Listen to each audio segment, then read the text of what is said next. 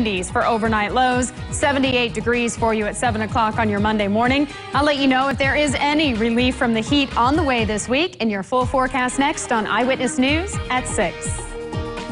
Live from Local 7 WTVW, this is Eyewitness News at 6 in high definition.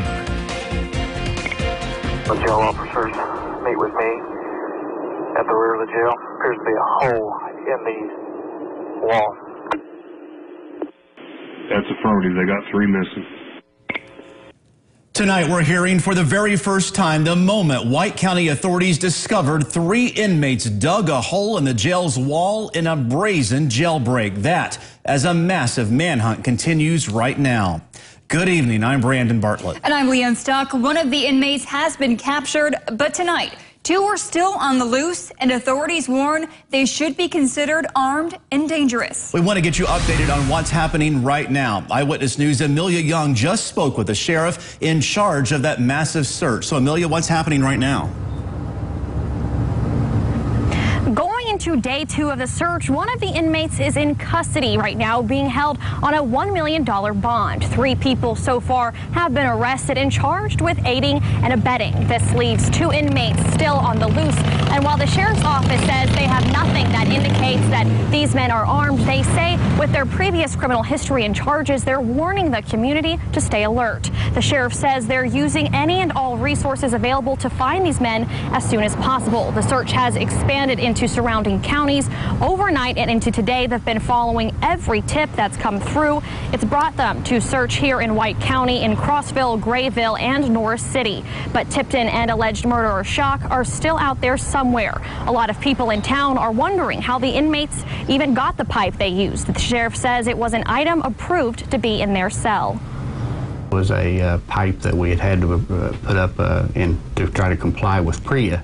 The PREA Act, Prison Rape Elimination Act. There were certain things we had to comply with, and the pipe that they used was a part of that process. So we're again going to review that and see if there's any additional things we can do to prevent this again. The sheriff believes that the 3 started digging the hole around 7 p.m. Friday night, but of course the planning process was a lot more time in the making. And for a motive, the sheriff's office again is not releasing that for the 2 inmates still on the loose, but for the one in custody, Bray, he told the sheriff that he just wanted to get out to see his kids. And of course, if you have any information, they're asking that you contact them if you see anything suspicious or know anything at all. Live in White County, Amelia Young, Eyewitness News. Amelia, thank you. We're also getting our first look tonight at the moments before those 3 inmates dug their way out of jail. Take a look at this. This picture was sent to us from the Carmi Police Department. It shows those 3 men inside their cell just moments before their escape. And we're hearing tonight audio recordings from authorities as they discovered that hole in the wall right before realizing 3 inmates escaped custody.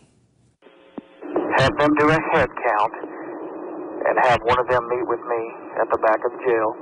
There's a hole in the wall of the jail.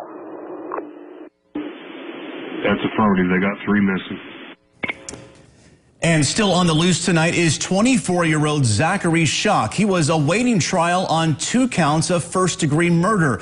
According to our media partner, the Evansville Courier and Press, Shock is accused of shooting and killing 45-year-old James Burkle in 2016. Yeah, that shooting happened around 2 in the morning at a house in McLeansboro. Police say Shock left the scene. Police were able to locate Shock's vehicle and take him into custody. Shock was expected to stand trial on August 27th. And this incident is rocking the small city of Carmi. People we spoke with tell us this is not the first time that inmates have escaped from the White County Jail. Take a listen. Well, it happened a few years ago, and this one just happened, and it's a little bit scary. Yeah, it's twice that it's happened, and I hope they catch them and throw their behinds in jail. And be sure to stay with Eyewitness News on air and online for the latest in the search for these inmates. All of our coverage can be found on our website, tristatehomepage.com, and on our mobile app.